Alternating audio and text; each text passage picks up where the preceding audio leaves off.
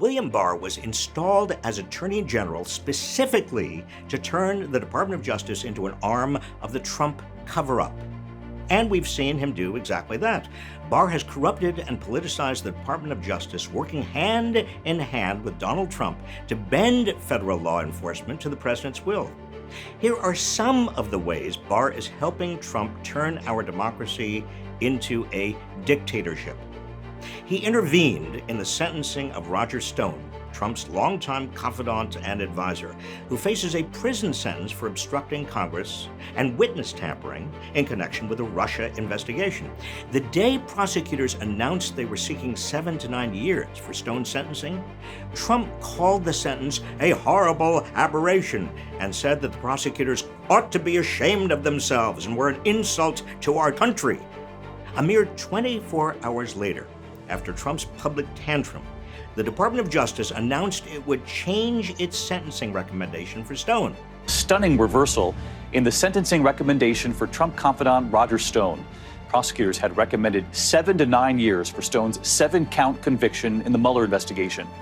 But just 24 hours later, and after criticism from President Trump, the Department of Justice called that sentencing request, quote, extreme and excessive. The incident caused such an uproar that Barr was forced to declare that he wouldn't be bullied and that Trump's tweets make it impossible to do my job. But anyone who has watched Barr repeatedly roll over for Trump saw this as a minimal face-saving gesture. For example, Barr has green-lighted an intake process for any information that Trump stooge Rudy Giuliani may dig up about Ukraine and the elections. That's right. Barr has given Trump's personal lawyer, who is under a Justice Department investigation that has led to charges against 2 of his associates, a direct line to the Justice Department to funnel dirt about Trump's political rivals. And as you remember, Barr misled the public about the contents of the Mueller report. Before the report was released, Barr sent a memo to Congress summarizing its findings. In his memo, Barr claimed there was insufficient evidence for an obstruction of justice case and supported Trump's claim of total exoneration. Robert Mueller was so infuriated by Barr's misrepresentation of his findings that he wrote a letter complaining that Barr's summary did not fully capture the context, nature, and substance of Mueller's investigation. Barr nonetheless held a press conference reiterating his own claims, bolstering Trump's narrative of total exoneration and shifting the media coverage of the report.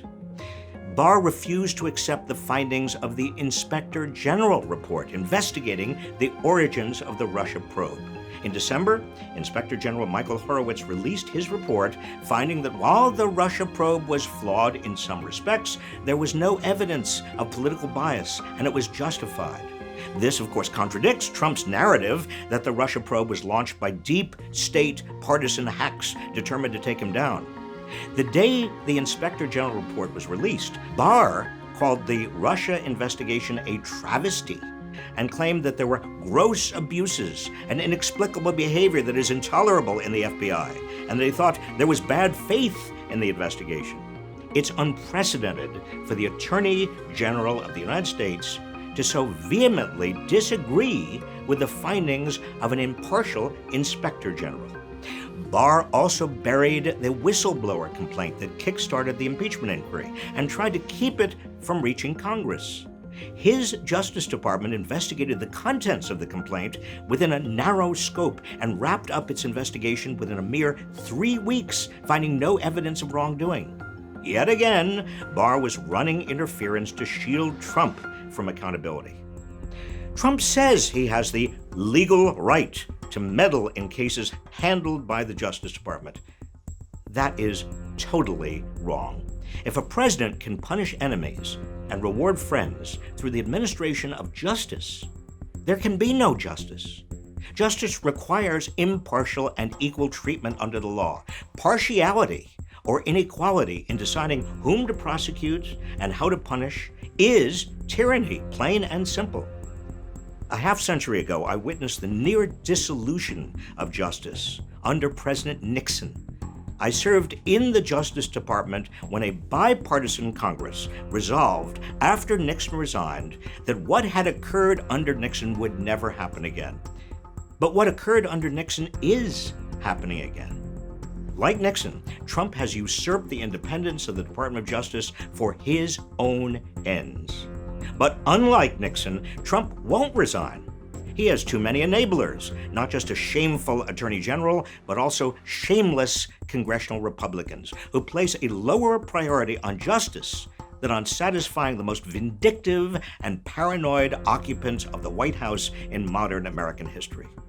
One ABC News interview, conducted only to give the appearance of impartiality, doesn't make up for the myriad ways Attorney General Bill Barr has corrupted the Justice Department and willfully abetted Trump's lawlessness. For the sake of our democracy, he must resign.